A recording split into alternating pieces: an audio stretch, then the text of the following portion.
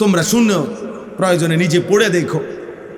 এই পৃথিবীতে প্রত্যেক জাতি, ফেরাউন কেন ধ্বংস হয়েছে? গুনার কারণে। নমরুদ কেন ধ্বংস হয়েছে আব্বা? গুনার কারণে। কারুন কেন ধ্বংস হয়েছে? গুনার কারণে। হামান কেন ধ্বংস হয়েছে? গুনার কারণে। সাদ্দাত কেন ধ্বংস হয়েছে? গুনার কারণে। আব্রাহা কেন ধ্বংস হয়েছে? গুনার কারণে। ইবলিস কেন বরবাদ হয়েছে? গুনার কারণে। নূহ আলাইহিস সালামের জাতি ডুবাইয়ে ফেলছে আল্লাহ কেন? গুনার কারণে। গুনার কারণে, পাপের কারণে। এই পাপ এগুলা, এই মদ, জুয়া, নারী, জিনা, বেবিচার, নারীর সাথে হারাম কাজ, সুদ, চুরি, ডাকাতি, ছিনতাই, রাহাজানি, অন্যায়, জোর জবরদখল, হারাম উপার্জন, এগুলোই ঘুরে ঘুরে প্রতিবার এমন মানুষগুলো এই পৃথিবীতে লাঞ্ছিত হয়েছে, একবার না দুইবার। এই পাপীগুলো শেষ পর্যন্ত বেইজ্জতি হয়েছেই হয়েছে। এই এখনো কোন যুগে এর ব্যতিক্রম হয় নাই। সূর্যের উদিত হওয়াতে ব্যতিক্রম হয় না, চন্দ্রের উদিত হওয়াতে ব্যতিক্রম হয় না, রাত্র দিনের ধারাবাহিকতায় ব্যতিক্রম হয় না। কখনো এমন ঘটনা ঘটে নাই যে 72 ঘন্টা রাত হয় নাই, 72 ঘন্টা দিন একটানা হয় নাই আব্বা। বরং আল্লাহ তাআলা যেভাবে এই নিজাম ঠিক রাখছেন, এটাও আল্লাহর নিজাম যে যুগে যুগে এই প্রত্যেক পাপী, সীমা লঙ্ঘনকারী আজ না হোক কাল শেষ পর্যন্ত লাঞ্ছিত, অপমানিত, ধ্বংসই হয়। এটাই বাস্তবতা। নবীজি সাল্লাল্লাহু আলাইহি সাল্লামের দাড়ি মোবারক পাইকা গেছে। নবীজি তখন বলছে, আবু বকর যখন জিজ্ঞেস করছি, ইয়া রাসূলুল্লাহ, আপনার দাড়ির চুল পেকে গেছে, আপনি তো বুড়া হয়ে যাচ্ছেন। আল্লাহর কসম, নবী চোখের পানি ফেলে তখন নবীজি বলছে, শাইয়াবাতনি হুদ। আবু বকর, সূরা হুদের আযাবের বর্ণনা আমারে বুড়া বানায় ফেলছে,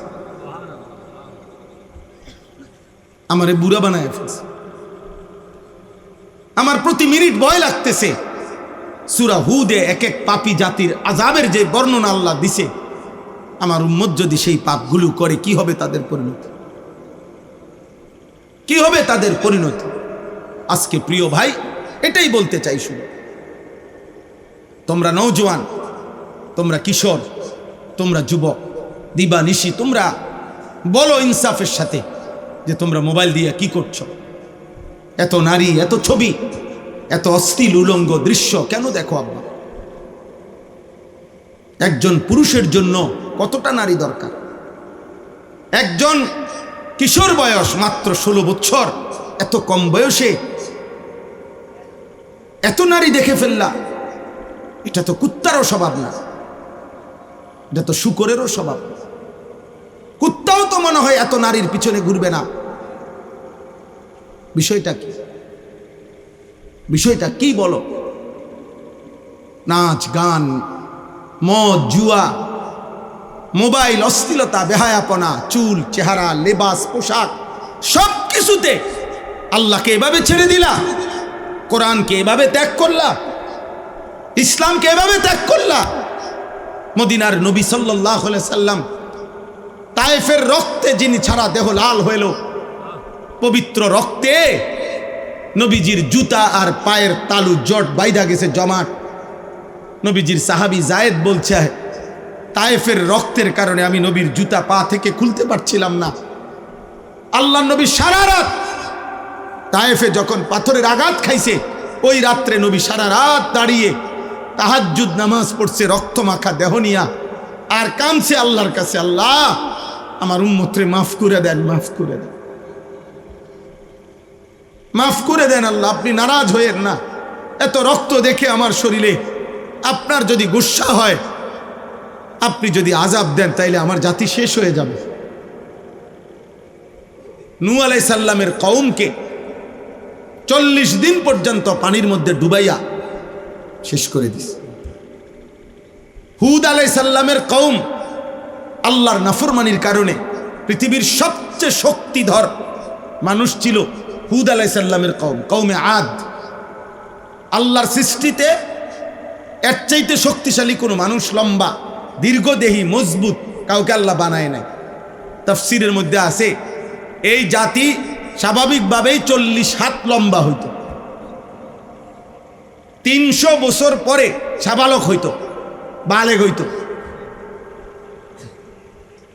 এত সুঠাম শক্তিশালী ছিল যে উঁচা পাহাড় থেকে আস্তা পাথর কাঁধে করে নিয়া, হাতে করে তুলে নিয়া ঘর বানাইত।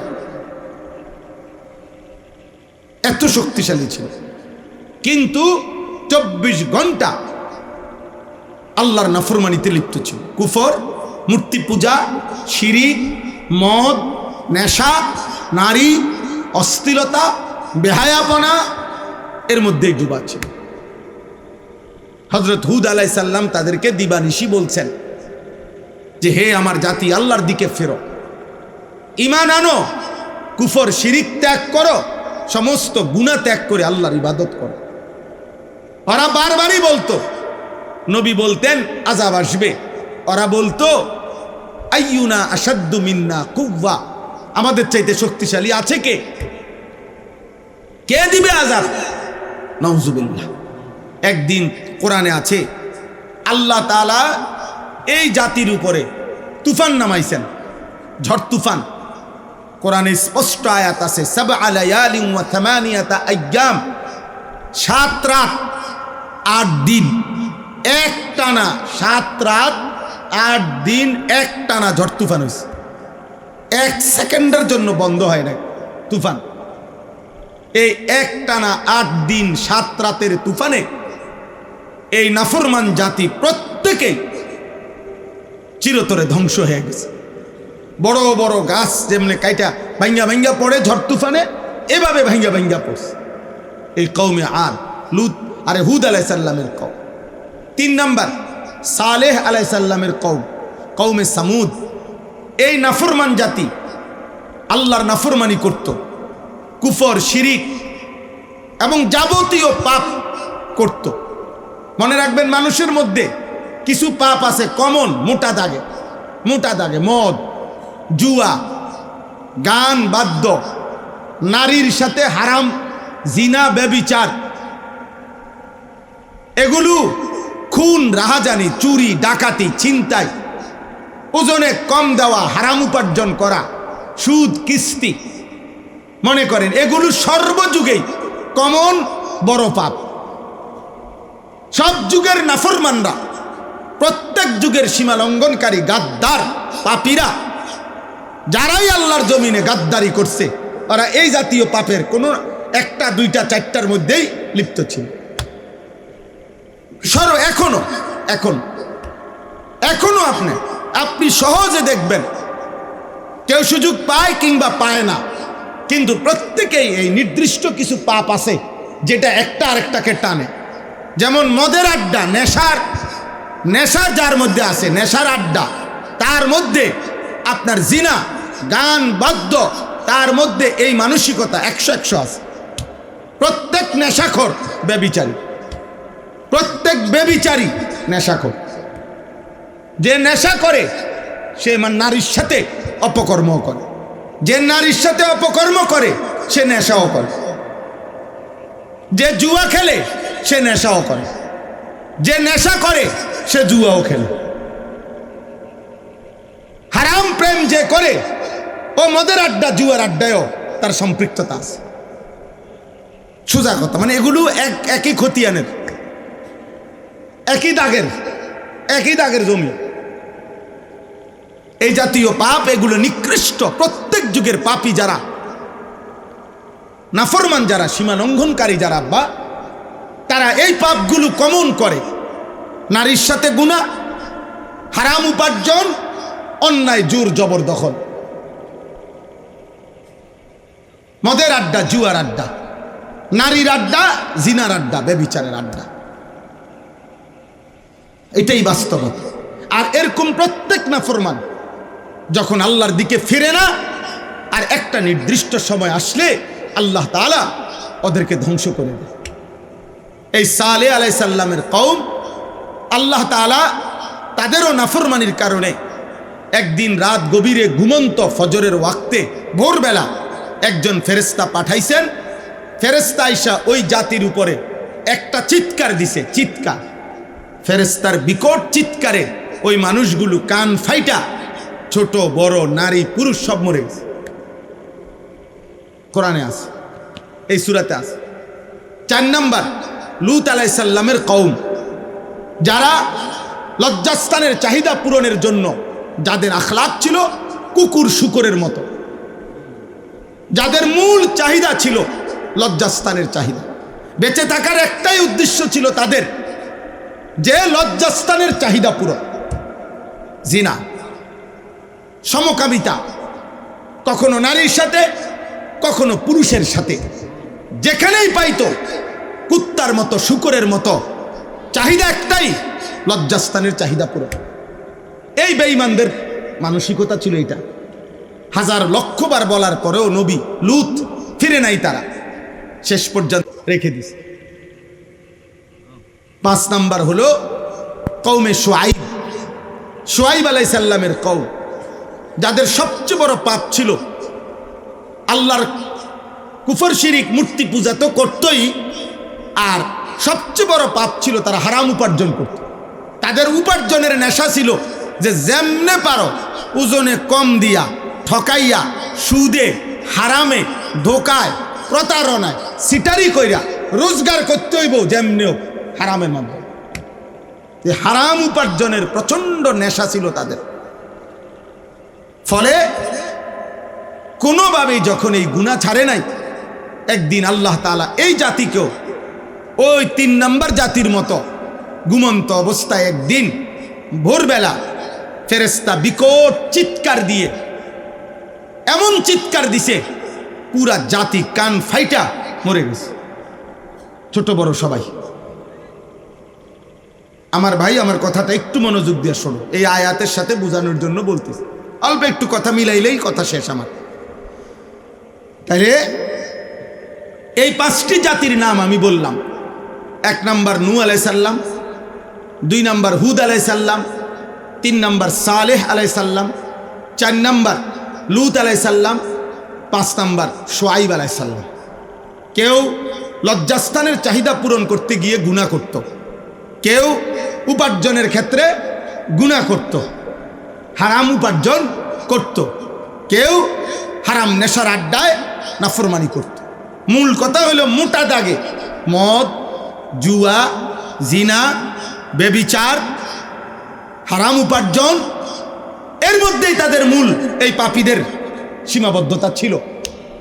এবং আল্লাহ তাআলা এদেরকে হাজার লক্ষবার বলার পরে নবী যখন কোনোভাবেই পাত্তা দেয় নাই, একদিন আল্লাহ তাআলা ওই জাতিদেরকে ধ্বংস করে দিছে, ধ্বংস করে দিছে।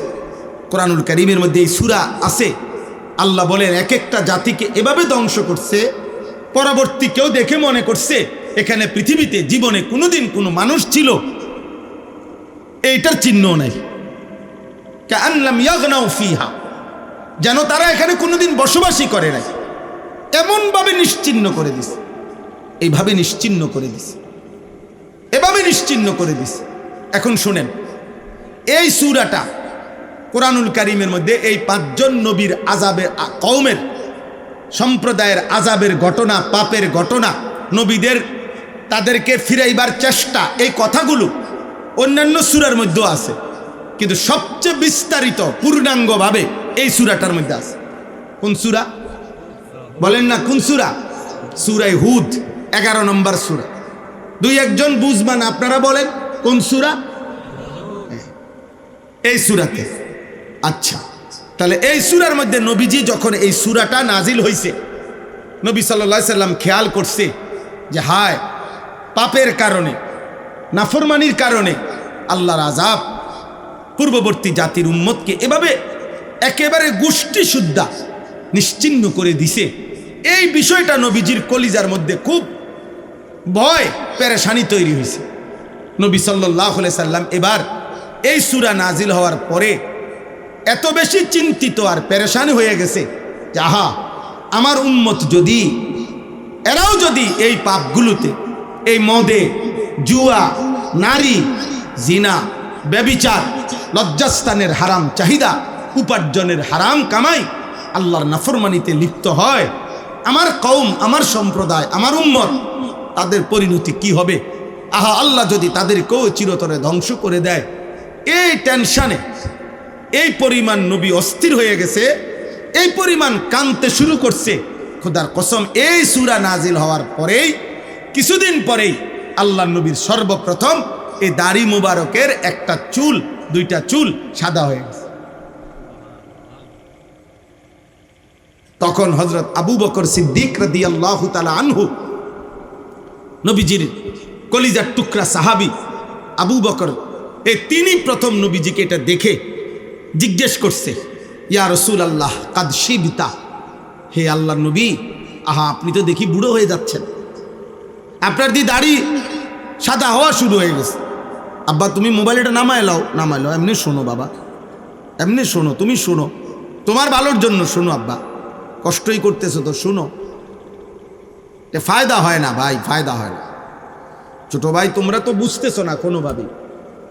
এই পৃথিবীতে খোদার কসম আমরা তোমাদের জন্য দরদি। আমি শুধু বক্তা হিসাবে চিন্তা করি না, কোনোদিনও না। আমার জিন্দিগির কোনো আগামাতা নাই, রাত দিন নাই, পথেই খাই, পথেই ঘুমাই, গাড়িতেই ঘুমাই। হ্যাঁ, এজন্য বললাম দোস্ত, জীবনের সবচেয়ে বড় ব্যর্থতা, ছেলেদেরকে বলি আব্বা, কোনো মানুষের জীবনের সবচেয়ে বড় অভিশাপ কি? কোনো মানুষের জীবনের সবচেয়ে বড় অভিশাপ হলো এমন একজন আপনজন পায় নাই যে তাকে গুনাছে পেশাব পানি বরাবর, কিন্তু কোনো মানুষের কাছে তো পেশাব পানি বরাবর হইতে পারে না। কাফের বেঈমানদের কাছে কুকুর ছাগল বরাবর। পৃথিবীর বহু দেশের মানুষ বেঈমান কাফের, কুত্তার গোশত খায়, ছাগলের গোশত খায়। বুঝো নাই ভাই? সাপের গোশত খায়, কেন? ও যে জানোয়ার, ও তো বেঈমান, ও তো বেঈমান। বেঈমান আর জানোয়ার বরাবর, কাফের আর জানোয়ার বরাবর আব্বা, বরাবর বরাবর। উলাইকা কাল আনআম, আল্লাহ কোরআনে বলছে বেঈমান জানোয়ার, বাল হুম আদাল, অথবা তার চাইতে নিকৃষ্ট। তুমি তো জানোয়ার না আব্বা, তুমি তো বেঈমানও না, তাহলে তুমি মুসলমান, তো কিছুটা ভিন্নতা থাকা উচিত না? প্রিয় ভাই বলো, ভাই একজনই বলো, একজনই ভাবো, তুমি তো জানোয়ার না, তুমি তো ইহুদি না, খ্রিস্টান না, হিন্দু না, বৌদ্ধ না, নাস্তিক না, মুরতাদ না, তুমি মুসলমান। মুসলমানের আলাদা বিশেষত্ব থাকবে না? মুসলমানের চুল বেঈমানের মতো হবে কেন?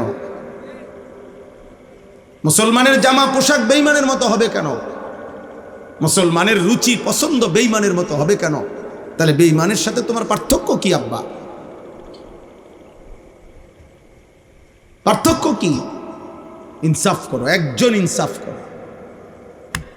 মনে রাখো ভাইয়া, সব সময় মনে রাখো, এই পৃথিবীতে প্রতি মুহূর্তে শয়তানের দিকে যেমন মানুষ যায়, আল্লাহর দিকেও মানুষ আসে। আলো অন্ধকার আল্লাহরই কুদরত, ভালো মন্দ দুনিয়াতে আল্লাহরই কুদরত, আখিরাতেই শুধু আল্লাহ পাক সম্পূর্ণ আলাদা করুন। একদিকে সব ভালো জান্নাত, একদিকে সব মন্দ জাহান্নাম। দুনিয়াই একমাত্র এমন জায়গা যেখানে ভালো মন্দের মিশ্রণ হবে, যেখানে আলো অন্ধকারের মিশ্রণ হবে, যেখানে মিশ্রণ হবে। এজন্য বুঝতে শিখো প্রিয় ভাই, বুঝতে শিখো, বুঝতে শিখো। শুধু বক্তা হিসাবে আবারও বলছি না, আমাদের ফিকির এটা। তোমরা নওজোয়ান, তোমরা কিশোর, তোমরা যুবক, তোমাদের কারো বছর 13 বছর, রাসূলুল্লাহ সাল্লাল্লাহু আলাইহি সাল্লামের 13 বছরের সাহাবী হযরত যায়েদ ইবনে সাবিত যুদ্ধের জন্য নবীজির সামনে আসছে। আয়েশা তখন নবীজির সামনে বলছে, ইয়া রাসূলুল্লাহ আমি যুদ্ধে যেতে চাই। আল্লাহর নবী বলছে, না, এত কম বয়সে যুদ্ধে নেব না। আমরা কিতাবে পড়ছি 13 বছরের সাহাবী হযরত যায়েদ ইবনে সাবিত ওনার আম্মারে হাত ধরে বলছে, মা, চোখের পানি ফেলে বলছে, মা আপনি নবীকে বলেন আমি খোদার কসম মা আমি ঘরে ফিরবো না, আমারে যদি যুদ্ধে নাও নেয় তাহলে নবীজিকে বলেন আমাকে অন্য কোনো দিনই কাজে লাগাইতে, কোনো না কোনো কাজ আমি করব, কিন্তু আমি ঘরে ফিরব। আল্লাহ নবী সাল্লাল্লাহু আলাইহি ওয়াসাল্লাম এই ছোট্ট সাহাবীকে দিয়েই পরবর্তীতে কোরআনুল কারীম যখন নাজিল হইতো আল্লাহর কোরআন লেখাইতেন, কাতেবে ওহী বানাইছেন, কোরআন লিখতেন, তিনি নবীজির সাথে থাকতেন। 14 বছরের সাহাবী রাফি ইবনে খাদিজ, সামুরা ইবনে জুনদুব, দুইজন একই বয়সী। যুদ্ধের ময়দানে নবী একজনকে নিছে, আরেকজন কান্না শুরু করছে। ওনার আব্বাকে বলছে, আব্বা আপনি নবীকে বলেন যাকে নিছে তার চাইতে গায়ে আমার শক্তি বেশি, আমি কুস্তি লাগলে ওরে হারাইতে পারো। এটা তো সবাই জানে এই ঘটনা, শেষ পর্যন্ত তো বিশুদ্ধ হাদিস। নবীজি বলছেন আচ্ছা তোরে লাগো দেখি। এরপরে উনি ঠিকই ওনারে যুদ্ধে হারাইছে, এরপরে আল্লাহ কুস্তিতে হারাইছে। আল্লাহ নবী সাল্লাল্লাহু আলাইহি সাল্লাম দুই ভাই দুইজনকেই যুদ্ধে অংশগ্রহণ করাইছে। এই ভারতীয় উপমহাদেশে এই যে বাংলাদেশ, ভারত, পাকিস্তান, এই তিনটাকে একসাথে বলে কি? ভারতীয় উপমহাদেশ। এই ভারতীয় উপমহাদেশে সর্বপ্রথম আজ থেকে বহু আগে 712 খ্রিস্টাব্দে, এখন হলো 2026 খ্রিস্টাব্দ, আজ কত আগে 712 খ্রিস্টাব্দে সর্বপ্রথম মাত্র 17 বছর বয়সী একজন ইমানদার যুবক আরব থেকে কাফেলা নিয়ে, যুদ্ধের কাফেলা নিয়ে সর্বপ্রথম এই ভারতীয় উপমহাদেশে একজন হিন্দু রাজাকে পরাজিত করে কালেমার পতাকা উড়াইছেন। সেই কালেমার পতাকার বরকতে এখানে ইসলামের প্রচার শুরু হয়েছে।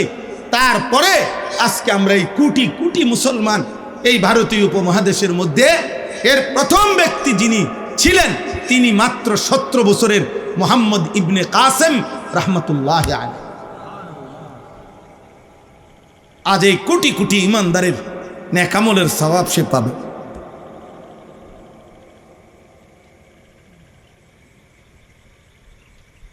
এই আমাদের ইতিহাস বাবা, এমন সুন্দর জীবন আল্লাহ তোমাকে মুসলমানের ঘরে দিছিলেন, কেন নষ্ট করে দিলা? কেন নষ্ট করে দিল? তোমরা শুনো, প্রয়োজনে নিজে পড়ে দেখো। এই পৃথিবীতে প্রত্যেক জাতি, ফেরাউন কেন ধ্বংস হয়েছে? গুনার কারণ। নমরুদ কেন ধ্বংস হয়েছে আব্বা? গুনার কারণ। কারুন কেন ধ্বংস হয়েছে? গুনার কারণ। হামান কেন ধ্বংস হয়েছে? গুনার কারণ। সাদ্দাত কেন ধ্বংস হয়েছে? গুনার কারণ। আব্রাহা কেন ধ্বংস হয়েছে? গুনার কারণ। ইবলিস কেন বরবাদ হয়েছে? গুনার কারণ। নূহ আলাইহিস সালামের জাতি ডুবাইয়ে ফেলছে আল্লাহ কেন? গুনার কারণ।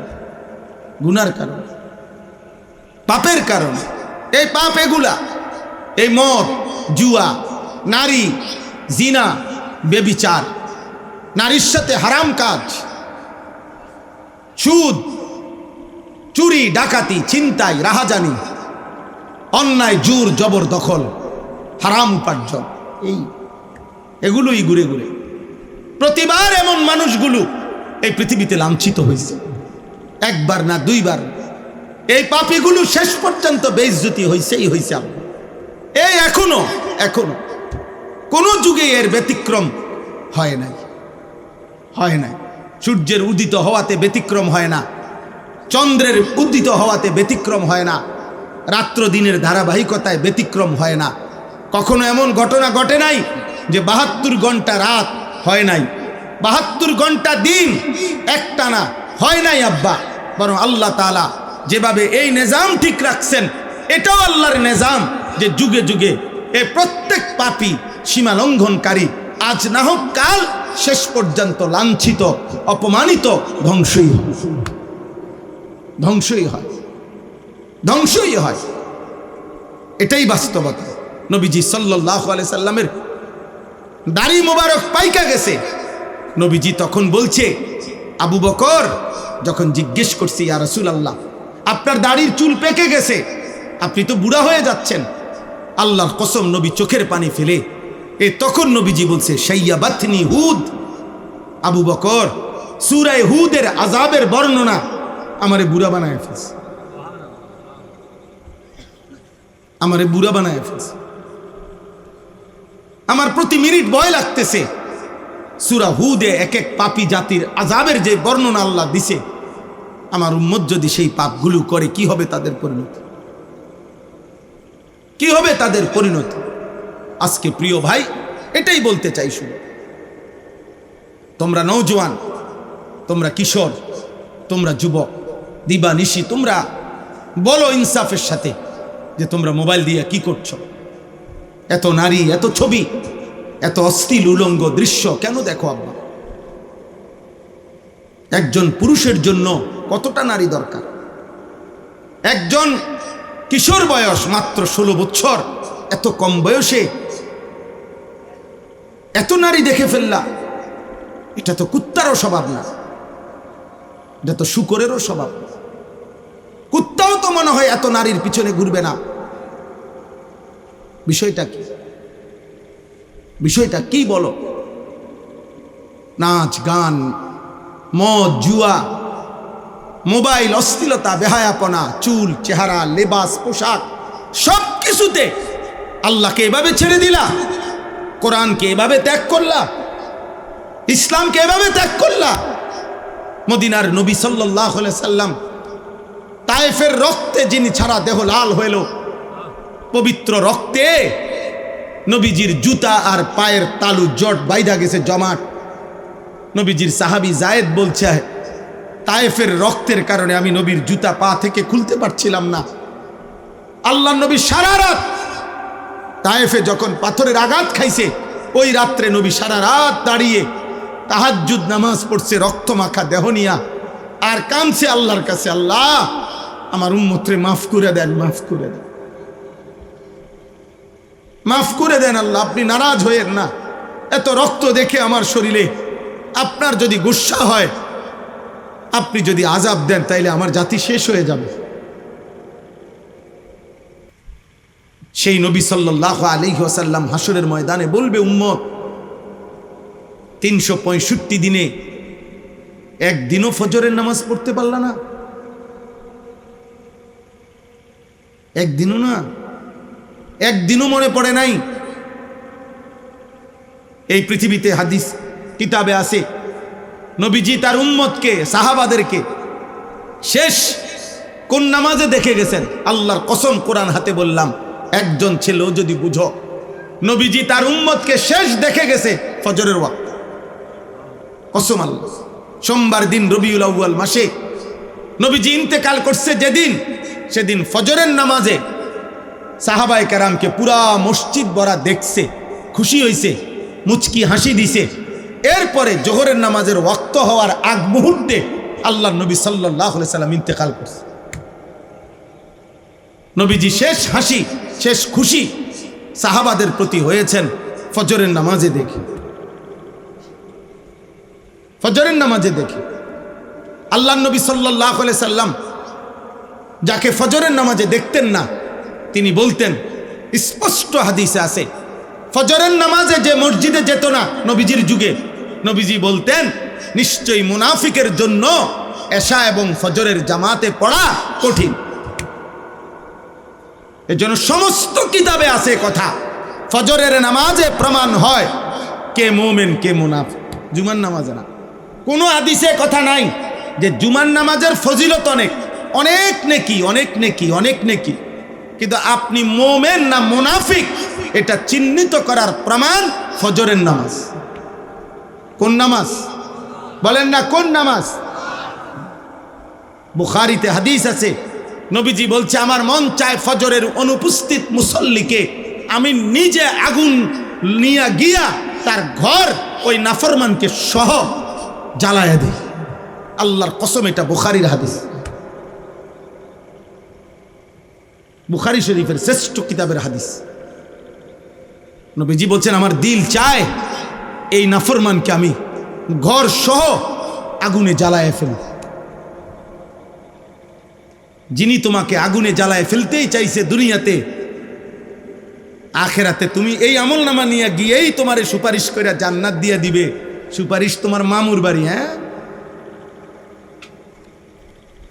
সুপারিশ তোমার আব্বার সম্পত্তি, হ্যাঁ। নবীর সুপারিশ মানে জিলাপি, নবীর সুপারিশ মানে বিরানির ফুটলা, নবীর সুপারিশ মানে খিচুড়ির ডেক, এই ভাবছেন না? নাউজুবিল্লাহ, নাউজুবিল্লাহ। আফসোসের বিষয়, তোমরা ছেলেরা মাশাআল্লাহ এতগুলো ছেলে পড়ছো, বলো আব্বা তোমরা দাঁড়াও, আমরা তোমরা গুনে গুনে দেখাই। এখানে বাবা চাচা মুরব্বী যারা আছে তারাই বলুক, তোমাদের এক পাশে যদি তোমরা দাঁড়াও, আমি দাঁড় করাই দেই, তো তোমাদের এখানে 100 ছেলে 500 ছেলেও যদি দাঁড় করায়, দেখা যাবে 480 জনের চেহারায় নামাজের কোনো চিহ্ন নাই।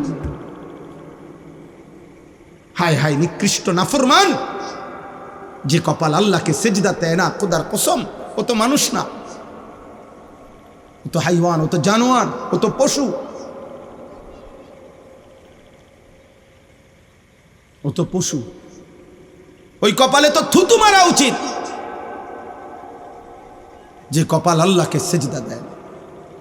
কিতাবের মধ্যে আছে কপাল আল্লাহ তাআলা দুনিয়াবি কোনো উপার্জনের কাজে লাগায় না। মানুষ হাত দিয়া ধরে, পাও দিয়া যায়, বুদ্ধি দিয়া দেমাগ দিয়া ভাবে, নাক দিয়া গন্ধ শোকে, মুখ দিয়া খায়, কান দিয়া শুনে, জিহ্বা দিয়া কথা বলে। দুনিয়ার যে কোনো বিষয়ে মানুষের এই অঙ্গগুলো কাজে লাগে, কিন্তু কপাল দিয়া মানুষ কিছু ধাক্কাও দেয় না, আজ্ঞায়ও না, পিচ্ছায়ও না, ধরেও না, আলগিও দেয় না, কিছুই না। কপাল দিয়া দুনিয়াবি, এই কপালের এই জায়গাটা দিয়ে দুনিয়াবি উপার্জনের কোনো কাজ, দুনিয়ার প্রয়োজন পূরণের কোনো কাজ লাগে না, এটা দরকার লাগে না, এটা স্পেশাল আলাদা। কিতাবে আছে আল্লাহর কসম, আল্লাহ তাআলা বলে, বান্দা তোর কপাল শুধু আমি আমার সেজদার জন্যই বানাইছি। যে কপাল আল্লাহকে সেজদা দেয় না, তোর কপালে থুতু, তোর কপালে থুতু, থু থু, তোর কপালে থুতু, থুতু, তোর কপালে থুতু, থুতু তোর কপাল, ছি, ধিক তোর কপাল, ধিক তোর কপাল। নিকৃষ্ট জানোয়ার এটা, নিকৃষ্ট হাইওয়ান। প্রত্যেক বেনামাজি নাফাক, দেখবেন প্রত্যেক বেনামাজি পেশাব করে পানি নেন, প্রত্যেক বেনামাজি পায়খানা করে পবিত্র হয় না, এটা শতভাগ দুর্গন্ধ। এটা বেনামাজি মানেই নাফাক, বেনামাজি মানেই নাফাক, বেনামাজি মানেই নাফাক, বেড়া হোক বেড়ি হোক, বেনামাজি বেটা বেটি দুটোটাই নাফাক, দুটোটাই অসভ্য। বেনামাজির কোনো লজ্জা নাই, বেনামাজির কোনো শরম নাই, বেনামাজির কোনো হায়া নাই, বেনামাজির মধ্যে ইনসাফ নাই, বেনামাজির মধ্যে ভদ্রতা নাই, বেনামাজির মধ্যে মানবতা নাই, বেনামাজির মধ্যে কৃতজ্ঞতা নাই। কারণ এত বড় আসমানওয়ালা আল্লাহ গোটা কায়নাত দিয়ে যে তাকে লালন পালন করছে, এই গাদ্দার এমন নিকৃষ্ট গাদ্দার, এত কিছু দিয়েও যে তার থেকে সেজদা পায় না, তার মতো নিকৃষ্ট গাদ্দার কোনো কুত্তাও হয় না, কুত্তাও না, কুত্তাও না, কুত্তাও না, কোনো কুত্তাও না। যদি হিম্মত থাকে তো প্রতিবাদ করো, দাঁড়া এখন বল বেটা। যদি কোনো তোমার কাছে ভিন্ন যুক্তি থাকে, নাও আও, এনে দাঁড়ায় কও, আমরা শুনি। তুমি যদি আমার কথার বিকল্প যুক্তি দেখাইতে পারো, তো আমার বিচার হইলে 10 জনের বিচারে যেটা হয় এটা আমি বলব। আল্লাহ তাআলা আমাদেরকে এমন একটা সেকেন্ড নাই, মা কখনো রাগ করে, বাবা কখনো রাগ করে, স্ত্রীও কখনো রাগ করে, ছেলে মেয়ে কখনো রাগ করে, বন্ধু কখনো রাগ করে, কিন্তু আল্লাহ তাআলা আমারে দয়া করে না এমন একটা সেকেন্ড আসেনি। বলো না আব্বা, একটা ছেলে বলো, এমন একটা মুহূর্ত আছেনি যে মুহূর্তে আল্লাহর দয়া ছাড়া আমি চলতেছি? একটা ছেলে বলো আব্বা। ছি ছি ছি ছি, কেন নামাজ পড়ো না? কেন নামাজ পড়ো না? নবী সাল্লাল্লাহু আলাইহি ওয়াসাল্লাম বলছেন, আমাদের মাঝে আর বেঈমানের মাঝে চুক্তি, ওয়াদা, নামাজ। আমরা নামাজ পড়ব, বেঈমান পড়বে না। খোদার কসম, এটা হাদিস। আল আহদুল্লাযী বাইনানা ওয়া বাইনাহুম তারকুস সালাহ। নামাজ নবীজি বলছে, ফামান তারাকাহা ফাকাদ কাফারা। নবীজি বলছে যে নামাজ ছেড়ে দিল সে কাফের হলো, কুফরি করলো। হযরত আবু দারদাকে নবীজি বলছে, আবু দারদা লা তাতরুকিস সালাতা মাকতুবাতান মুতাআম্মিদা, ইচ্ছে করে কোনো ফরজ নামাজ ছেড়ে দিও না, ছেড়ে দিও না, নামাজ ছেড়ে দিও না, নামাজ ছেড়ে দিও না। এজন্য তোমাদের কাছে প্রথম কথা আমার, আল্লাহ তাআলা এখানে বলছে বান্দা, এই একটা আয়াতের অর্থ এটাই, ওয়া আনিস্তাগফিরু রাব্বাকুম সুম্মা তুবু ইলাইহি। আল্লাহ বলে বান্দা, আমি আল্লাহ বলছি আমার নবীর ভাষায়, নবীর মাধ্যমে, তোমরা সমস্ত গুনাহ থেকে আমার কাছে মাফ চাও, ছেড়ে দাও, গুনাহ ছেড়ে দিয়ে মাফ চাও। সুম্মা তুবু ইলাইহি, আবার ইবাদত শুরু করে তওবা করো। তওবা করো মানে আল্লাহর কাছে ফিরে আসো। তওবা করা মানে হলো আল্লাহর কাছে বান্দা ফিরে যাওয়া। তওবা করা মানে কি? আর বান্দা আল্লাহর কাছে ফিরে যায় ইবাদতের মাধ্যমে। কিসের মাধ্যমে বলেন না? এই জন্য তওবা মানে ইবাদতের মাধ্যমে আল্লাহর কাছে ফিরে যাওয়া, আর ইস্তেগফার মানে গুনাহ ছেড়ে দিয়ে আল্লাহর কাছে মাফ চাও। আল্লাহ বলেন গুনাহ ছেড়ে দিয়ে আমার কাছে মাফ চাও, ইবাদত শুরু করে আমার কাছে ফিরে আসো। আমি ওয়াদা দিলাম তোমাকে 2টা পুরস্কার দেব। যদি গুনাহ ছেড়ে দিয়ে আমার কাছে মাফ চাও, যদি ইবাদত শুরু করে আমার কাছে ফিরে আসো, খোদার কসম আল্লাহ বলেন এই আয়াত, ইউমাত্তিউকুম মাতাআন হাসানান ইলা আজালিম মুসাম্মা, তোমার হায়াতের বাকি কয়দিন, যে কয়দিন বাঁচবা, আমি আল্লাহ তোমার জীবনে দুনিয়ার যত প্রয়োজনীয় উপকরণ আছে সবগুলো আমি আল্লাহর পছন্দ মতো হালাল পবিত্র উপকরণ সব দিয়ে দেব। তোমার সব প্রয়োজন পূরণ করব হালাল দিয়ে, পবিত্রটা দিয়ে। নারী দেব তোমাকে পবিত্র স্ত্রী দিয়ে, নারীর চাহিদা পূরণ হবে। টাকার চাহিদা পূরণ করব, তবে হালাল টাকা দিয়ে, হালাল টাকা, মাতাআন হাসানা। বুঝেন না?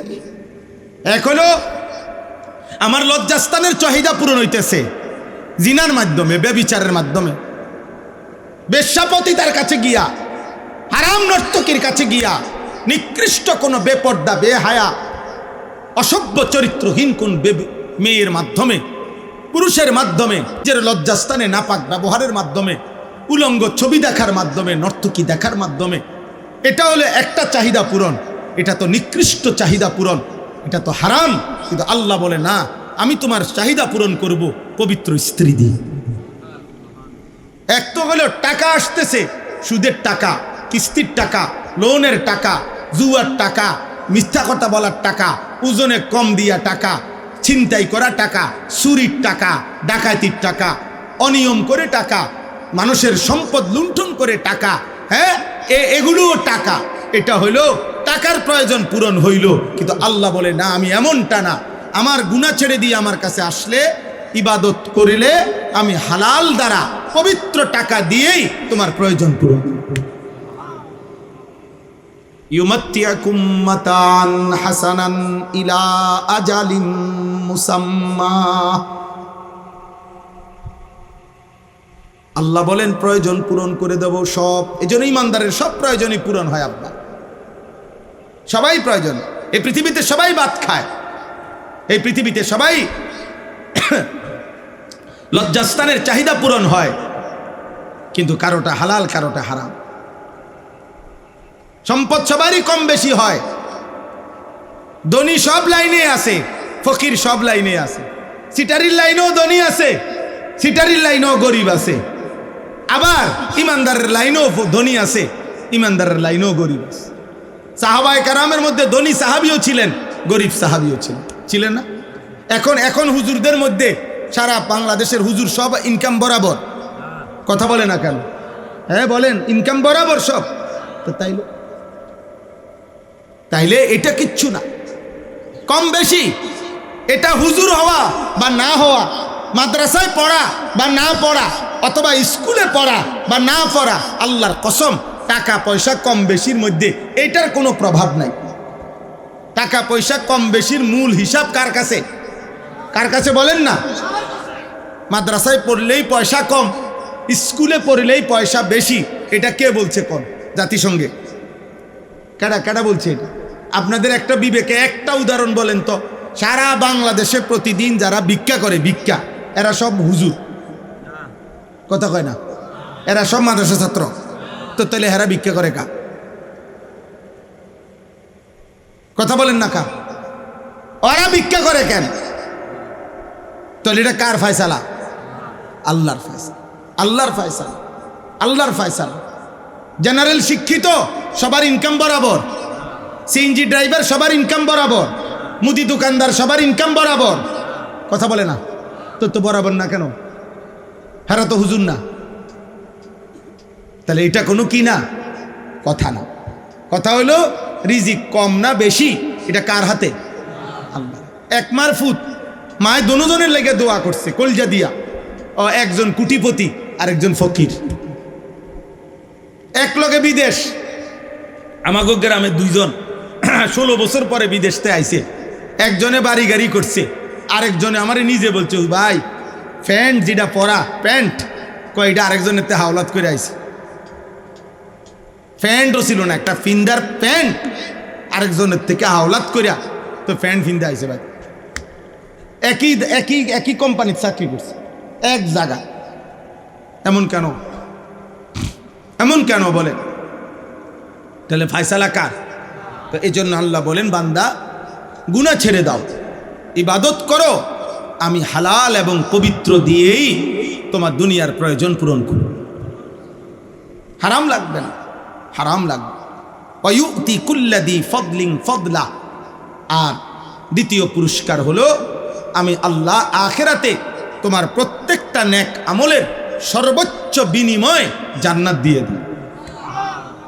ওয়া ইন তাওয়াল্লাও, আর যদি, এই যে শেষ কথা, আর যদি আমি আল্লাহর কথা ফিরায় দাও, প্রত্যাখ্যান করো, ফা ইন্নী আখাফু আলাইকুম আযাবা ইয়াউমিন কাবীর। ওই প্রত্যেক যুগের নবীরা যেভাবে বলছে, আল্লাহ বলছে নবী আপনিও বলেন, হে আমার জাতি, যুগে যুগে প্রত্যেক নবীরাই বলছে কথা, আল্লাহর নাফরমানি করলে আল্লাহর আযাব আসবে, আল্লাহর আযাব আসবে। হে আমার কওম, আমিও মুহাম্মদ, আমি সাল্লাল্লাহু আলাইহি সাল্লাম নবীও তোমাদেরকে বলছি, আমার কওম তোমরাও যদি আল্লাহর নাফরমানি করো, তো আমি আল্লাহর পক্ষ থেকে আখিরাতের, কবরের, কিয়ামতের, হাসরের ভয়ানক আযাবের ভয় করছি। তোমাদের উপরে আল্লাহর আযাব আসবে, তোমাদের উপরে আল্লাহর আযাব আসবে। নবীজি ফাতেমাকে বলছে, ফাতেমা তোমার নামাজ বিনে আমি মুহাম্মদের মেয়ে বললে তোমার আমি বাঁচাইতে পারবো না। নবীজির মেয়েকে বলছে। নবীজি তার চাচা আব্বাসকে বলছে, চাচা আমি মুহাম্মদের চাচা বললে আপনারে আমি আখিরাতে জাহান্নাম থেকে বাঁচাইতে পারবো। আপনার আমল, আপনার সেজদা আপনাকে পেশ করতে হবে, নয়তো আবু তালেবের ইমানের জন্য নবী এমন কাঁদলেন কেন? কথা বোঝেন নাই? আবু তালেব যাতে কালেমা পড়ে নবীজি এত কাঁদলেন কেন? নবীজি তো এটা বলতে পারতেন, এটা আমার স্পেশাল কোটার থেকে আমি দিয়ে দিব, ব্যস্ত। কথা বলে না? আরে নবীর হাতে যদি এরুমে যে বিষয়টা যে তিনি যাকে মন চায় তাকে জান্নাত দিবেন, বিষয়টা এটা না আব্বা। কথা বোঝেন নাই আমার? সুপারিশ মানে জান্নাত দেওয়া না, সুপারিশ মানে আবেদন। কথা বোঝেন নাই আমার? সুপারিশ মানে কি? আবেদন মানেই হলো আরেকজন কেউ আছে যিনি অনুমোদন করবে। আবেদন করার অর্থ কি? আরেকজন কি করবে? তিনি কে? বলেন না, তিনি কে? তো মনে করেন 1 কোটি মানুষ, ধরেন কথার কথা 1 কোটি উম্মত, তো নবীজি সুপারিশ করছে 1 কোটির জন্য, যে আয় আল্লাহ আমি সুপারিশ করলাম আমার 1 কোটি উম্মতরে জান্নাত দিয়ে দেন। মনে করেন, আচ্ছা ঠিক আছে, আল্লাহ তাআলা বলল, বন্ধু আপনার উম্মতের একজন বাদে আমি সকলকেই জান্নাত দিলাম, যান আপনার সুপারিশ নিলাম, একজনকে শুধু জাহান্নাম দিলাম। আমার আব্বা আমার ভাই একজন বিবেকবান বলেন, সেই একজন যাকে জাহান্নাম দিবেন সেই নামটা যদি হয় আনিসুর রহমান, তাহলে বাকিরা জান্নাতে গিয়া আমি একজন জাহান্নামে গেলে আমার কি লাভ?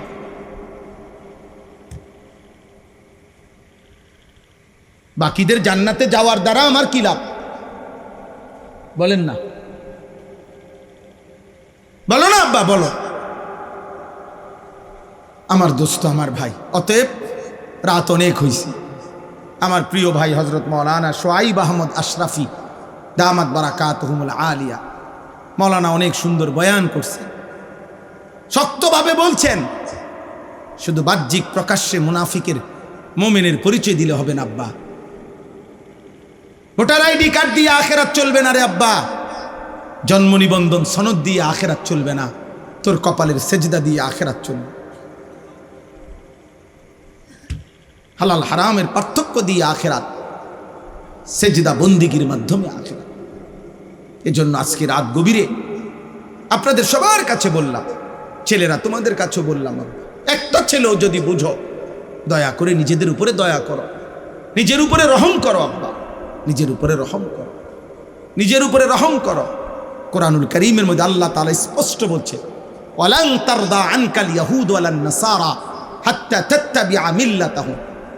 আল্লাহর কসম, আল্লাহ বলছে ঈমানদার মনে রেখো, পৃথিবীর কোন ইহুদি কোন খ্রিস্টান ততক্ষণ পর্যন্ত তোমার উপরে 100% সন্তুষ্ট হবে না যতক্ষণ পর্যন্ত তুমি ধর্ম পরিবর্তন করে ইহুদি পূর্ণ না হবা, খ্রিস্টান পূর্ণ না হইবা, রঙে আর ঢঙ্গে, জামার পোশাকে, লেবাসে আর জার্সিতে, গেঞ্জিতে আর হাফ প্যান্টে, চুলে আর পোশাকে। আল্লাহর কসম, এই কোরআন ধরে বললাম, যতই তুমি রং ধরো না কেন, বেঈমান ইহুদি আর খ্রিস্টান তোমাকে আপন মনে করবে না, করবে না, করবে না, করবে না, করবে না, করবে না। আমেরিকার ওই কুত্তারা ফুটবল বিশ্বকাপের এই টাকা ইনকাম করে তোমার ইমানদার ভাইয়ের বুকে গুলি মারবে, গুলি মারবে, ইমানদারের রক্ত ঝরাবে তোর টাকা দিয়ে, তোর টাকা দিয়ে।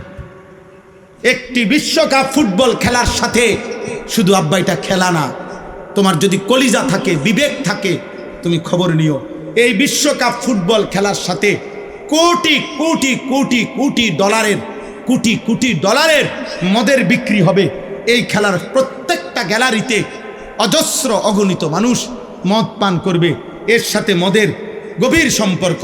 2 নাম্বার, এই ফুটবল খেলার সাথে প্রত্যেকটা দেশে, এই আমেরিকা, কানাডা, মেক্সিকো, এই 3 দেশের যেই প্যাভিলিয়ন মানে যেই গ্যালারিগুলোতে খেলা হবে, প্রত্যেকটার আশেপাশে শত শত হোটেলে নর্তকী নারী ভাড়া থাকবে, যারা জিনা আর ব্যভিচার করবে, যারা পুরুষের সাথে রাত কাটাবে, বিশ্বকাপ উপলক্ষে ইনকাম করবে, ওই ইনকামের ট্যাক্স ওই দেশগুলোও উপার্জন করবে। তার মানে এর সাথে নারীর বেশ্যাবৃত্তি, অসভ্যতা, জিনা আর ব্যভিচারের সম্পৃক্ততা আছে। 3 নম্বরে, এই ফুটবল বিশ্বকাপের সাথে কোটি কোটি টাকার অনলাইনে, তুমি দেখো, আজকে তোমরা আজকে খুঁজে নাও, আজকে দেখো, এই প্রথম এই বছর 2026 বিশ্বকাপ ফুটবলে ব্রাজিল সম্পূর্ণভাবে তাদের জার্সি বদলায় ফেলছে। গত পর্যন্ত তাদের 1950 সাল থেকে 2026 সাল পর্যন্ত তাদের যে হলুদ জার্সি ছিল, এই হলুদ জার্সি তারা বদলাইয়া নতুন শেডের জার্সি আনছে। সারা পৃথিবীর অনলাইনে আজকে খবরে আসছে, সারা বিশ্ব আন্তর্জাতিকভাবে, যে ব্রাজিলের ওই জার্সির, নতুন জার্সি যেটা গেঞ্জি আর কি গায়ে দেয়, ওইটার মধ্যে শয়তানের প্রতিকৃতি, শয়তানের আকৃতি, মুখোশ এটার ভিতরে ছাপানো আছে। আমরা চাঁদের দেশে থাকি না, আমরা তোমগরে সচেতন করার জন্য খবর রাখি। আমরা মঙ্গল গ্রহে থাকি না, প্রতিদিন খোঁজ খবর রাখি। বুঝো নাই আব্বা? সারা পৃথিবীর সচেতন মানুষ প্রতিবাদ করছে অনলাইনে, যে ব্রাজিলের এই জার্সির মধ্যে শয়তানের প্রতিকৃতি, শয়তানের মুখোশ এটার ভিতরে আছে। তুমি নালে লেখো, অনলাইনে গুগলে সার্চ দিয়ে লেখো যে ব্রাজিলের 2026 জার্সি নিয়ে বিতর্ক কি, এটা দেখো, তুমি লাগাও, দেখো। বলো ভাই, তাহলে রক্তে যার ঈমান আছে, কলিজার মধ্যে মায়ের পবিত্র রক্ত যার আছে, ওই বেঈমানদের সাথে আমাদের কি সম্পর্ক? বলো না ভাই। ব্রাজিল আর্জেন্টিনার সাথে আমাদের ঈমানের কোনো সম্পর্ক আছে? আমাদের কালেমার কোনো সম্পর্ক আছে? আমাদের কাবার কোনো সম্পর্ক আছে? আমাদের মদিনার কোনো সম্পর্ক আছে? আমাদের নবীর কোনো সম্পর্ক আছে? আমাদের সাহাবায়ে কেরামের কোনো সম্পর্ক আছে? আমাদের আউলিয়াদের কোনো সম্পর্ক আছে? আমাদের আল্লাহর কোরআনের কোনো সম্পর্ক আছে আব্বা? আচ্ছা বাদ দাও, রাখো এটা এবার এক সাইডে। আর্জেন্টিনার সাথে আমাদের বাংলাদেশের এই মাতৃভূমির প্রতি যার মায়া আছে, এই বাংলাদেশের আর্থিক, সামাজিক, রাজনৈতিক যেই কোনো ক্ষেত্রে কোন দিক দিয়ে মিল আছে বলো না ভাই, একটা বিবেকবান বলো। বাংলাদেশের আর্থিক উন্নতিতে ব্রাজিল এবং আর্জেন্টিনার সাপোর্ট যদি আমাদের দেশে ব্যাপকভাবে বাড়ে, তো বাংলাদেশের বিদ্যুৎ সমস্যার সমাধান হবে, তেল সমস্যার সমাধান হবে। বাংলাদেশে হত্যা, খুন, ধর্ষণ, 8 বছরের কন্যা ধর্ষণ, এইভাবে ব্যভিচার, এটা বন্ধ হয়ে যাবে বলো না ভাই। তো রাষ্ট্রের আর্থিক কি উন্নতি হবে? আখেরাত বাদ দাও, দুনিয়াবি উন্নতি কর বলো না ভাই। তো কি কারণ থাকতে পারে? অসভ্যতারও তো একটা জাতফাত আছে, অসভ্যতারও তো একটা জাতফাত আছে, বেহায়ারও তো একটা জাতফাত আছে। এটা কোন বেহায়ামি? এটা কোন অসভ্যতা বলো? এজন্য প্রত্যাখ্যান করো, বলো ইনশাআল্লাহ। প্রত্যাখ্যান করো, প্রত্যাখ্যান করো, প্রত্যাখ্যান করো। ঝগড়া তো মানায় না আব্বা, ঝগড়া তো মানায় না। খেলা তো খেলা না, খেলা তো খেলা না। খেলার সাথে মদ আছে, খেলার সাথে নর্তকী আছে। এই পৃথিবীর তোমরা খবর নিয়ে দেখো, প্রত্যেক ফুটবল খেলোয়াড়, এই যারা বিশ্বকাপে খেলবে, তাদের প্রত্যেক খেলোয়াড়ে ডোপ টেস্ট, তাদের নেগেটিভ প্রমাণিত হইতে হবে। অর্থাৎ তাদের শরীরে অ্যালকোহল আছে কিনা, মদের উপস্থিতি আছে কিনা, মদ নেশা করছে কিনা, এটা পরীক্ষার মাধ্যমে প্রমাণ হইতে হবে যে সে মদ পান করে নাই। হ্যাঁ, ডোপ টেস্ট বলে এটারে। অর্থাৎ এখানে যদি সে নেগেটিভ প্রমাণিত হয় তাইলে খেলতে পারবে। যদি শরীরে অ্যালকোহল, মদের উপস্থিতি পাওয়া যায় তাইলে সে বাদ।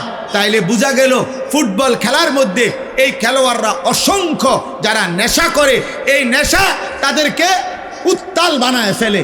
এই জন্য এটা পরীক্ষা করে করে বিরত রাখার চেষ্টা করে, কিন্তু বারবারই প্রতিবারেই এরকম অসংখ্য দামি দামি খেলোয়াড় বাদ পড়ে যায়। আমি তো নাম বললে আরো কইতারব, কইতাছি না আর কি, ইচ্ছা করে। আমি তো নাম ধরে ধরে কইতে পারবো, দাগ নম্বর, খতিয়ান নম্বর সহ কত সালের বিশ্বকাপে কে কতজন ডোপ টেস্টে পজিটিভ হয়েছে তা আমি জানি, সব জানি। হ্যাঁ, বিগত কমপক্ষে 2, 4, 5 বিশ্বকাপের আপডেট বলতে পারো ইনশাআল্লাহ। অর্থ হলো এই জন্য বলা যে আমরাও তো খোঁজ খবর রাখি। এখানে নৈতিকতার কি? তোমরা এবার শেষ কথা হইল আমার ভাই, তোমরা কমপক্ষে সব বাদ দাও, আমরা মোল্লা মৌলবীর কথা বাদ দাও, যারা আয়োজন করছে ওনাদের কাছে গুগলে সার্চ করে এই যে ফিফা, আন্তর্জাতিক যে ফুটবল ফেডারেশন, যেটা যারা আয়োজক, তাদের কাছ থেকে জানতে চাও যে আপনারা বলেন গোটা পৃথিবীর কি উন্নতির জন্য আপনারা এই খেলার আয়োজনটা করছেন, এটা ওনারা কো কথাটা বুঝছেন? হেরা বলুক, এটা ওনাদেরকে বলো। কথা বুঝেন নাই? আন্তর্জাতিক পৃথিবীতে যদি এই ফুটবল খেলাটা ঠিক মতো হয় তাইলে যুদ্ধ বন্ধ হয়ে যাবে তো? আন্তর্জাতিকভাবে যুদ্ধ বন্ধ হয়ে যাবে তো? ইসরায়েলের জুলুম অত্যাচার বন্ধ হবে তো? কথা বলে না। আন্তর্জাতিক তেল সমস্যার সমাধান হবে তো? ইরান আর আমেরিকা ইসরায়েলের যুদ্ধ বন্ধ হবে তো? তো কি হবে? কি হবে? মানুষের ভিতরে নৈতিকতা বাড়বে। বলো ভাই, তাহলে না আন্তর্জাতিক কোনো ফায়দা আছে, না আমার রাষ্ট্রীয় কোনো ফায়দা আছে, না আমার ধর্মের কোনো ফায়দা আছে। এখানে আছেটা কি? আছেটা কি? শুধুই হারামটা আছে, শুধুই হারামটা আছে, শুধু আখেরাতের বরবাদটা আছে, শুধু জাহান্নামটা আছে, আর কিছু না। শুধু আগুন আছে, আগুন, শুধু আগুনটা আছে। এই জন্য চলো শেষ কথা, যার বিবেকে কুলায় নিয়ত করো আব্বা, নিয়ত করো এমন খেলা আমরা দেখব না। বলো না ভাই ইনশাআল্লাহ? বলো না ইনশাআল্লাহ? খেলা প্রত্যাখ্যান করো, প্রত্যাখ্যান। সর্বশেষ কথা হইল, কোনো অসুবিধা নাই, অনেকেই হয়তো মনে মনে বসে যায় না হুজুর আমনে না, আপনার আব্বাও যদি কবর থেকে আসে আমি ফিরবো না, আমি দেখবো। অসুবিধা নাই আব্বা, তোমার মতো নাফরমানের জন্য পৃথিবী আটকাবে না, কারো জন্যই পৃথিবী আটকায় না। যেদিন আব্দুল কাদের জিলানী বড় পীর রহমতুল্লাহ আলাইহি উনি যেদিন ইন্তেকাল করছে সেদিনও সূর্য ডুবছে, যেদিন ফেরাউন মরছে সেদিনও সূর্য ডুবছে। কথা বলে না? সময় কারো জন্য থামে না। ইমানদার মূল্য পৃথিবী থামে না, নাফরমান মরলেও কি থামে না? পৃথিবী থামে না। অতএব আমাদের কারো জন্যই সূর্য চন্দ্র থামবে না। সময় সময়ের গতিতেই চলবে। পৃথিবী পৃথিবীর গতিতেই শেষ হবে। আমারও মৃত্যু হবে, আপনাদেরও মৃত্যু হবে, ইমানদারেরও মৃত্যু হবে, নাফরমানেরও মৃত্যু হবে। কিন্তু একদিন কবর আটকায় যাবে, একদিন হাসরের ময়দান আটকায় যাবে। এই পৃথিবী বন্ধু ছেড়েই দিতে হবে। হাসি কিংবা কান্না, আনুগত্য কিংবা নাফরমানি, পৃথিবী তোমাকে ছেড়ে দিতে হবে। আল্লাহ তাআলা আমাদের সবাইকে বুঝ দান করেন। আল্লাহ তাআলা এই মাদ্রাসাখানার জন্য মৌলানা সাহেব দোয়া চাইছেন, আল্লাহ তাআলা কবুল করে নেন, আল্লাহ তাআলা কবুল করেন। আমার ভাই এলাকার যারা বয়স্ক মানুষ আছেন, এলাকার যারা বিবেকবান আছেন, মৌলানা সাহেবের মাদ্রাসার এখানে কেন বিদ্যুতের সমস্যা, আমি আপনাদের কাছে হাত জোড় করে বলি, আমি কিছুই জানি না, কিন্তু আমার একটা কথা, একটাই অনুরোধ, বিবেকবান কোনো মানুষ যদি আছেন, আপনাদের যাদের দ্বারা সহযোগিতা করলে এটা সমাধান হবে, আপনারা সমাধান করে দেন। কারণ এটা মনে রাখেন, কোনো আল্লাহর বান্দা, কোনো আলেমে দ্বীনের চোখের পানি যদি ঝরে, এই মৌলানা চোখের পানি ফেলছে, এই চোখের পানি যে বাধাগ্রস্ত করবে তার ক্ষতি হবে। আমি বললাম, আর বলে গেলাম, আমি যদি আর কোনোদিন নাও আসি, আমি বলে গেলাম, কোনো আলেমে দ্বীনের চোখের পানি, কোনো আলেমে দ্বীনের, আল্লাহর কোরআন যার কলিজায় আছে, আব্বা আপনার কাছে সে যত অপছন্দ হোক, তার কলিজায় আল্লাহর কোরআন আছে। অতএব তার চোখের বাণী সাংঘাতিক, সাংঘাতিক। আমি অনুরোধ করি, আল্লাহ তাআলা সমস্ত পেরেশানি দূর করে দেন। আমাদের প্রিয় ভাই মৌলানা সোহাইব আহমদ আশরাফি ভাই, ওনার মাদ্রাসা কত পেরেশানি নিয়া বেচারা বলছে, শুনাইছে, আমরা দেখছি, অনেক পেরেশানি নিয়ে হিম্মতের সাথে মাদ্রাসাটা আগায় নিচ্ছে। আল্লাহ তাআলা ওনার মাদ্রাসাও কবুল করে নেন। আপনাদেরকে দাওয়াত দিছে 22 নভেম্বর এই বছর ওনার মাদ্রাসার বার্ষিক মাহফিল। আমাদেরও দাওয়াত আছে, আমারও দাওয়াত আছে, জোহরের পরে খুব সম্ভব বয়ান আছে, ইনশাআল্লাহ আমরাও আসার চেষ্টা করব, আল্লাহ চাহে তো। আল্লাহ তাআলা আমাদের সবাইকে তৌফিক দান করে। সর্বশেষ কথা আবারও বলি, আমার শায়েখ আল্লামা মুফতি মুশতাকুন নবী কাসিম হুজুর সব সময় বলে, আমারে বহুদিন এরম হাতে ধরে হুজুরে আমারে বলছে অনেক দিন, মাওলানা যেখানেই ভালো কাজ, যেখানেই নেক কাজ, সেখানেই আপনি কিছু না কিছু দিয়ে মিশে যাবেন, শরীক থাকবেন, কম হোক বেশ হোক। হুজুর এটা খুব মহব্বত করে বলে যে মাওলানা দেখবেন হাসরের ময়দানে নিজের আমল নামায় সারা দেশ থেকে নেকি দেখা খুশি হয়ে যাবে। কিরে আমি আনিসুর রহমান কুমিল্লা, আমার নামে দি সিলেটের থেকেও নেকি আছে, যশোরও নেকি আছে, ব্রাহ্মণবাড়িয়ারও নেকি আছে, হবিগঞ্জেরও নেকি আছে। ঘটনা কি? ঘটনা কি? ওই যে কোনো না কোনোখানে দিনের কোনো না কোনো কাজে কিছু সহযোগিতার বরকতে আল্লাহ তাআলা আমল নামার মধ্যে নেকি পৌঁছায়। এই জন্য প্রত্যেকেই ঈমানের পক্ষে, আমলের পক্ষে, মসজিদের পক্ষে, মাদ্রাসার পক্ষে, উলামায়ে কেরামের পক্ষে থাকবেন। বলেন ইনশাআল্লাহ, বলেন ইনশাআল্লাহ, বলেন ইনশাআল্লাহ। 2 বছর পরে, 6 মাস পরে, 5 মাস পরে, মাঝে মধ্যে অনেক দিন নাস্তিক মুরতাদ বেঈমানরা টাকা খাওয়াইয়া সারলে আপনার মাঝে মধ্যে 2-4 জন চামচিকা বাদুর আপনার আমাদের দেশে মাঝে মাঝে লাড়া দেয়। এই সমস্ত পাগল ছাগল অল্প সময়ের ব্যবধানে হারিয়ে যায়, হারিয়ে যায়। ইমানদার টিকেই থাকে, ইমানদার টিকেই থাকে, সেজদাওয়ালা টিকেই থাকে। আল্লাহ তাআলা আমাদের সবাইকে কবুল করেন। আজকের এই আনন্দগ্রাম ইসলামী যুব সংগঠনের এই মাহফিলে আল্লাহ বরকত দান করেন, আমিন। সবাই বসে শুনলে বরকত। 2টা জিনিস গুরুত্বপূর্ণ, একটা হলো মনোযোগ দিয়ে শোনা, একটা হলো বসে শোনা। বসে শুনলে কলিজায় কথা ঢোকে। হযরত জিবরাইল আলাইহিস সালাম নবীজির কাছে যখন মানুষের আকৃতিতে আসতেন তো বসতেন, আসে এরপরে কথা বলতেন। এটা হাদিসে স্পষ্ট আছে। একদম নবীজির মুখোমুখি হয়ে আদবের সাথে বসতেন। এরপরে কথা বলতেন। অতএব এটা সুন্নাত, এটা আদব। সাহাবায়ে কেরাম নবী সাল্লাল্লাহু আলাইহি সাল্লামের সামনে এসে বসতেন, এরপরে কথা শুনতেন। অনেক হাদিসের মধ্যে আছে, সাহাবারা বর্ণনা করছেন যে আমরা নবীজির সাথে এভাবে বসতাম যেন আমাদের কাঁধে পিঠে মাথায় আইসা পাখি বসছে, কান্না আলা রুউসিনা তাইর, অর্থাৎ এত স্থির থাকতাম আমরা যে একটা পাখি এসে বসত। কোন হাদিসে আছে সাহাবী বলছেন এতটাই স্থির আমরা বসতাম মনে হইতো যেন আমাদের মাথা শরীর থেকে আলাদা হয়ে আছে। হ্যাঁ, এটা হাদিসের সব। এত মনোযোগ দিতেন ওনারা, ফলে ওনাদের এত কম সময়ে এত পরিবর্তন হয়েছে। এই জন্য আল্লাহর কথার প্রতি মনোযোগী হইলে ভালো, আন্তরিক। আর যখন আর আমার ধৈর্য কুলাচ্ছে না, চলে গেলে ভালো। শরীর ক্লান্তি লাগতে পারে, অসুস্থ লাগতে পারে, পেরেশানি থাকতে পারে, ঠিক আছে, শুনলাম না। কিন্তু ওই গাফেল অর্ধেক জুরায় অর্ধেক শুনে এ 1000 বছরও বদলায় না।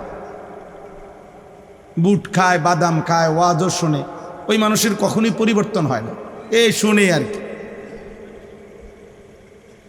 বুঝেন না? কদ্দুর জিমায় জুরায়, আবার কতটুকু শুনে, এই ফায়দা হয় না। আরবিতে একটা কায়দা আছে, মূলনীতি আছে, নতিজা আরজালের তাবে হয়। এটা বলে আর যে অর্থ হইল ফলাফল নিকৃষ্টতার অনুগামী হয়। মানে হলো একদম সহজ উদাহরণ দেন, একটা পানির টাঙ্কি মনে করেন 500 লিটার, ওই যে মসজিদের ছাদে যে পানির টাঙ্কি দেয়, তো এখানে যদি 499 লিটার পবিত্র ফ্রেশ পানি দেয় আর 1 লিটার অথবা আধা লিটার যদি পেশাব দেয় মিশায়, তো পানির হুকুম কি? আপনাদের কি বলেন? তাহলে ফলাফল আসছে কি? যেটা নিকৃষ্ট ওইটার আলোক। অথচ 499 লিটার হইল পবিত্র পানি, কিন্তু এর পরেও 1 লিটার নাপাক পানি পেশাব 499 লিটার পবিত্র পানি কেউ কি করে দিছে? নাফাক করে ফেলছে। এইটারে বলে আর কি বুট আর ওয়াজ, ফলাফল আসবে বুট। হ্যাঁ, বাদাম এবং ওয়াজ, ফলাফল আসবে বাদাম। জুরানি এবং ওয়াজ, ফলাফল আসবে কি? জুরানি। নতিজা আরজালের তাবে হয়, যেটা নিকৃষ্ট ফলাফল ওইটার আলোকে হয়। অনেক বয়স্ক লোকেরও অভ্যাস, জুমার দিন শুক্রবারে জুমার বয়ান হয়, উনি বসে বসে জুরায়, একের প্রথম কাতারে বসে এই যে জিমাইতেছে একের মানে পড়ে যায়, আবার টুফরে লাড়া দিয়ে ওঠে, এই 1 লাইন শোনে। জিজ্ঞাসা করবেন চাচা কি শুনছেন? বলবে আল্লাহ কইতারে কি শুনছি, কিছুই বলতে পারতো না। মানে আগাও নাই, গোড়াও নাই, পূবও নাই, পশ্চিমও নাই। এ শুনছে যে আগেও পান খাইছি, এখনও পানে খাইতে হইব, এটাই বুঝছি। মুখ পর্যন্ত বন, চা, পান, সুপারি, বিড়ি, এ মিল্লা জিলে কোনো রকম ফইরা না থাও। আসলে এটা না, উচিত না। এই জন্য আল্লাহর কথার প্রতি কি হইতে হয় বলেন? আগ্রহ, মনোযোগ হইতে হয়, এতে বরকত হয়। যেই তোমরা ছেলেরাও, প্রিয় ভাই, এমনি বদলায় না মানুষ। তুমি তামসা করবা আর আল্লাহ তোমার অলি বানায় দিব, তো অলি যারা তারা তো এমনি হয় না। তুমি তামাশা করবা তো আল্লাহ তোমার জোনায়েদ বাগদাদি বানায় দিবে, তো জোনায়েদ বাগদাদি তো এমনি হয় নাই, ফাজলামি করে হয় না। বলেন হইছে এমনি? তুমি পড়বা না, খামখেয়ালি করবা, আল্লাহ তোমারে আলেম বানায় দিবে। তো যুগে যুগে যারা আলেম হইছে তারা কি এমনি হইছে? তো তোমার বেলায় নিয়ম বদলাবে কেন? বুঝেন নাই কথা? আল্লাহর যত প্রিয় বান্দা হয়েছে তো তারা তো বন্দেগি করে হয়েছে, মেহনত করে হয়েছে, চোখের পানি ফেলেই হয়েছে, কষ্ট করে গুনার থেকে বাঁচছে, হিম্মত করছে, তো ফলে আল্লাহ পাকের প্রিয় বান্দা হয়েছে। আরবিতে বলে আর কি, একটা সুন্দর কথা আছে, তারজুন নাজাতা ওয়ালাম তাসলুক মাসলাকাহা আমা তাদরি ইন্নাস সাফিনাতা লা তাজরি ইউবসাহা। এটা একটা আরবি কবিতা। অর্থ হলো, হে আল্লাহর বান্দা, তুমি মুক্তি চাচ্ছ, নাজাত চাইতেছ, অথচ যে পথে নাজাত সে পথে তো চলছ না।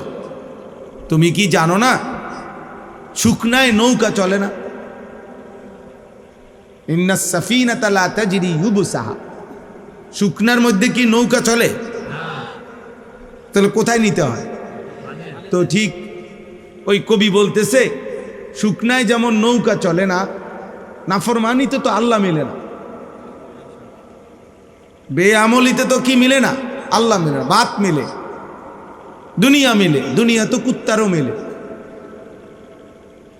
শুকরেরও মেলে, জন্তু জানোয়ারেরও তো দুনিয়া মিলে, কিন্তু আল্লাহ তো মিলে না। এজন্য এটা খুব গুরুত্বপূর্ণ। রাবেয়া বসরি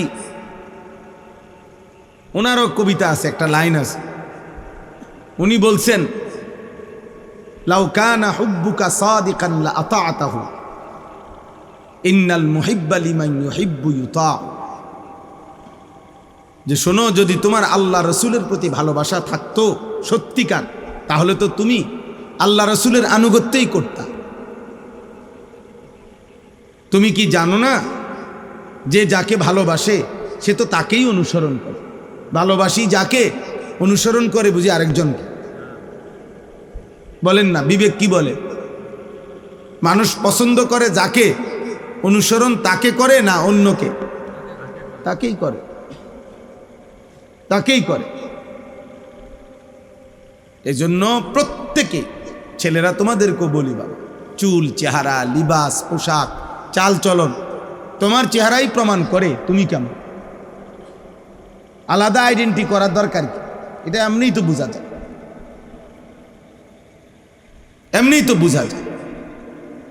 বয়স্ক বাবা আপনাদেরকেও বলি, আপনারও আখলাক কেমন এটা বুঝার বাকি আছে। আপনি বসে বসে চা দোকানে বিড়ি খান, আপনি কেমন জাতের মানুষ এটা কি না বুঝার কি আছে? আপনি কথায় কথায় গালি দেন, তা আপনি কেমন জাতের মানুষ এটা না বুঝার কি আছে? আমরা কি চিরা খাই নাকি? আমরা বুঝি না? সারা বছর আপনি টেলিভিশনে নাচ গান দেখেন, চা দোকানে আড্ডা দেন, তা আপনার চরিত্র আখলাক কেমন এটা না বুঝার কি আছে? কথা বলেন না? হ্যাঁ, আমাদের গ্রাম্য একটা সুন্দর কৌতুক আছে আর কি, আমাকে লাকসামবাড়ি কুমিল্লা।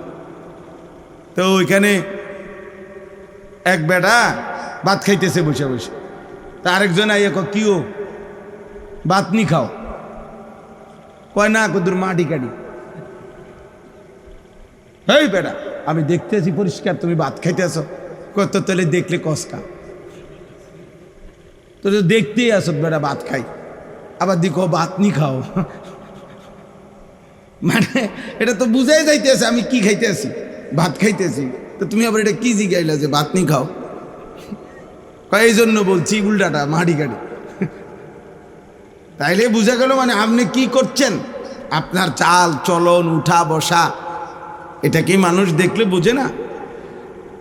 মানুষ আলোকে আলোই বলে, অন্ধকারকে অন্ধকারই বলে। মানুষ অসৎকে অসৎই জানে, সৎকে সৎই বলে। মানুষ চোরেরে জোনায়েদ বাগদাদি বলে না, জোনায়েদ বাগদাদিরে চোর বলে না। প্রিয় ভাই, এটা বাবা বুঝতে হবে। এজন্য আপনার চলাফেরা, আপনার চেহারা, আপনার জিন্দিগি, এটাই আপনার জীবনের সার্টিফিকেট। আয-যাহিরু উনওয়ানুল বাতিন, আরবিতে বলে মানুষের বাহ্যিক নমুনা, অবয়ব, এটাই তার ভেতরের ঠিকানা, ভিতরের প্রতিচ্ছবি।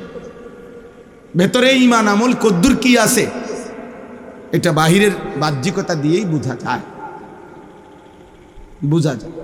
নবীজি সাল্লাল্লাহু আলাইহি ওয়াসাল্লামের ভিতরের ঈমান আমল, তাকওয়া, পবিত্রতা, এটা যেমন বর্ণনা করছে সাহাবারা, নবীজির চুল, চেহারা, দাড়ি, মোষ, টুপি, জামা, জুতা, চোখ, এগুলো তো সাহাবায়ে কেরাম বর্ণনা করছে কেমন ছিল, করছে কিনা বলে। তো এইগুলা কেন বর্ণনা করলো? এগুলা যদি কোনো প্রয়োজনীয় বিষয় না হয় তো এগুলো বর্ণনা করলো কেন? এগুলা কেন বর্ণনা করলো? তাহলে বোঝা গেল ভেতরটা যেমন দরকার বাহ্যিকটাও তেমন দরকার। জন্য সাহাবায়ে কেরাম উভয়টাই বর্ণনা করছে, উভয়টাই খেয়াল রাখছে, উভয়টাই খেয়াল রাখছে। নবী সাল্লাল্লাহু আলাইহি সাল্লামের প্রথম যেদিন দাড়ি মোবারকে একটা চুল পাকছে, দাড়ির চুল, এই আমি এখন বলবো আপনাদের কাছে, যে সূরা থেকে পড়বো, এক্ষুনি পড়তেছি। এই সূরাটা শানে নুজুলের মধ্যে এই কথাটা আছে। আল্লাহর নবী সাল্লাল্লাহু আলাইহি ওয়াসাল্লামের প্রথম যেদিন দাড়ির একটা চুল সাদা হয়েছে, সেদিনই আবু বকর সিদ্দিক খেয়াল করছে এবং নবীজিকে বলছে, ইয়া রাসূলুল্লাহ, আপনি যে বৃদ্ধ হয়ে যাচ্ছেন। এরপরে নবী কি বলছে এটা বলতেছি। তাইলে একটা চুল মাত্র পাকছে, সাদা হয়েছে, এটা পর্যন্ত সাহাবায়ে কেরাম খেয়াল রাখছে, খেয়াল রাখছে, খেয়াল রাখছে। কয়টা মাটি দিয়া ঢিলা ব্যবহার করছে, এটা সাহাবায়ে কেরাম হিসাব রাখছে, হিসাব রাখছে। কতটুকু পানি দিয়ে গোসল করছে, এটা সাহাবায়ে কেরাম হিসাব রাখছে। কতটুকু পানি দিয়ে ওযু করছে, এটা হিসাব রাখছে। কি পরিমাণ নজর রাখছে ওনার। নবীজি সাল্লাল্লাহু আলাইহি সাল্লামের প্রত্যেকটা নড়াচড়া সাহাবায়ে কেরাম খেয়াল রাখে। যেগুলো একান্ত বিষয় সেগুলো নবীজির বিবিদের থেকে জেনে নিছে। নবীজির স্ত্রীদেরকে জিজ্ঞেস করছে, আম্মা জান বলেন নবীজি ফরজ গোসল কেমনে করছে, স্বামী স্ত্রীর মিলামেশার পরে গোসল করছে কেমনে। হযরত আয়েশা রাদিয়াল্লাহু তাআলা আনহা, উম্মে সালামা রাদিয়াল্লাহু তাআলা আনহা, ওনারা বর্ণনা দিছে। বালতির পানি এভাবে আছে, হযরত আয়েশা বলছে আমরা গোসল করতেছি নবীজির সাথে, একবার আমি বালতির থেকে মগ দিয়া পানি নিছি, আরেকবার নবীজি পানি নিছে, আমার হাতের সাথে নবীজির হাত লাগছে গোসল করতে গিয়ে। নবী সাল্লাল্লাহু আলাইহি ওয়াসাল্লামের এইভাবে বর্ণনা দিছে। কেন? স্বামী স্ত্রীর এই বিষয়টার মধ্যে যেন নবীর উম্মত ভুল না করে, নবীজির তরিকা যেন শিখতে পারে। একান্ত বিষয়, গোপন বিষয় পর্যন্ত উম্মতের সামনে বলছে। কেন? যেন উম্মতের কষ্ট না হয়, কষ্ট না হয়। আল্লাহ আমাদেরকে বুঝ দান করেন। তোমরা সবর করো ভাই, সব ছেলে কষ্ট করছো, সবর করেই শোনো। গরম যেখানেই যাও সেখানেই গরম, তুমি ইচ্ছা করলেই গরম সরাইয়া ফেলতে পারতা না। আর গরম আমাদের জন্য ক্ষতিকর কিছুও না। ঠান্ডা শীত সব অবস্থায় ঋতুর প্রতি পরিবর্তনই আমাদের জন্য উপকার। এই তীব্র গরম না আসলে আমাদের অসংখ্য ফল মৌসুমি পাকবে না। তাহলে মৌসুমি এই ফল এখন কাঁঠাল, লিচু, আম, জাম, কিছুদিন পরে তাল আসবে, এগুলো সব তীব্র গরমেই কি হয়? পাকে, পাকে। শীতকালে আবার অনেক সবজি উৎপন্ন হয়, সব আল্লাহ তাআলার কুদরত। আল্লাহ তাআলা বলেন রোদ, বৃষ্টি, আলো, অন্ধকার সবই আল্লাহর দেওয়া, রাত্র দিন। আল্লাহ আমাদেরকে বুঝ দান করেন। আলহামদুলিল্লাহ, আলহামদুলিল্লাহ নাহমাদুহু ওয়া নাস্তাঈনুহু ওয়া নাস্তাগফিরুহু ওয়া নু'মিনু বিহি ওয়া নাতাওয়াক্কালু আলাইহি ওয়া নাউযু বিল্লাহি মিন শুরুরি আনফুসিনা ওয়া মিন সাইয়্যাতি আ'মালিনা। من يهده الله فلا مضل له ومن يضلله فلا هادي له ونشهد أن لا إله إلا الله وحده لا شريك له ونشهد أن سيدنا وحبيبنا ومولانا محمدا عبده ورسوله أما بعد فأعوذ بالله من الشيطان الرجيم بسم الله الرحمن الرحيم وأن استغفروا ربكم ثم توبوا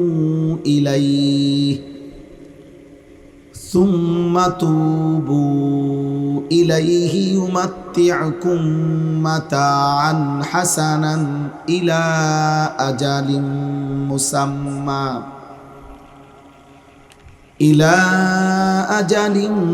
مسمى ويؤتي كل ذي فضل فضله وإن تولوا فإني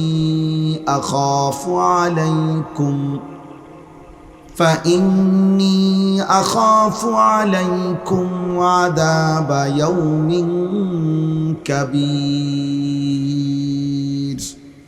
صدق الله مولانا العظيم وقال نبينا صلى الله عليه وسلم يا أيها الناس توبوا إلى الله جميعا فإني أتوب إليه في اليوم 100 مرة اللهم صل على محمد وعلى آل محمد كما صليت على إبراهيم وعلى آل إبراهيم إنك حميد مجيد اللهم بارك على محمد وعلى آل محمد كما باركت على إبراهيم وعلى آل إبراهيم إنك حميد مجيد